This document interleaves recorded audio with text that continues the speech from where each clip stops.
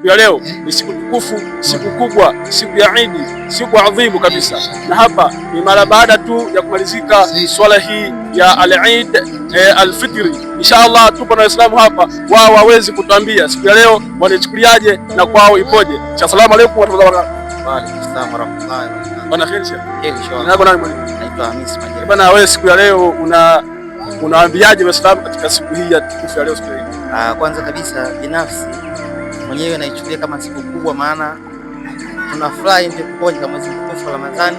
Mwezi mtukufu wa Ramadhani unafanya sisi kwa wacha Mungu na tuendelee kuwa wacha Mungu, lakini pia leo ni siku ambayo tumemaliza kufunga mwezi mtukufu wa Ramadhani na leo ni siku ya Eid, na Eid tumeambiwa tufanye mambo yanayompendeza Mwenyezi Mungu. Sika tumetoka katika mwezi mtukufu na tukaanza kufanya mambo ambayo hayampendezi Mwenyezi Mungu.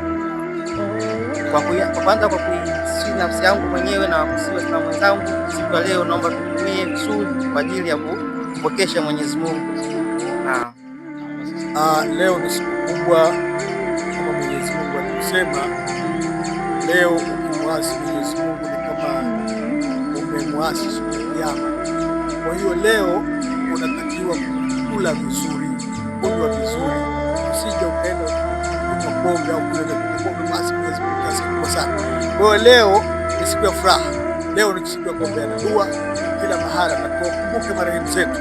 Kwa leo ni siku kubwa, wasiache ibada kama walivyokuwa hawakuacha ibada wakati wa Ramadhani. Maana yake wakiacha watakuwa tena wameyafuta yale mazuri yote ambayo walikuwa wameyafanya mwezi wa Ramadhani. Kwa hiyo Ramadhani imetufundisha sisi kuwa na mambo mazuri, tuendelee na ibada, tuendelee na huruma, tuendelee kupendana, tuwe na upendo katika dini yetu ya Kiislamu. Maoni yangu kwa leo, watu tuendelee kama jinsi Mwenyezi Mungu alivyoagiza. Tumefungua kwa furaha, kwa kuona mwezi au kwa kusikia, lakini kwa kutimiza pia siku. Jingine ni kwamba tufatanishe yale ambayo Mwenyezi Mungu ametuagiza, wala tusifanye kinyume juu ya uharibifu wa aina yoyote siku ya leo, ili tuwe wenye kufaulu hadi siku ya mwisho inshallah. Naam, hii ni Kaifa TV Online na mimi ni Ramadhani Abdallah kutokea hapa Kaifa TV Online Islamic. Maoni yako wewe siku ya leo ni yapi katika Waislamu kuambia kwamba siku ya leo yapi tuyafanye?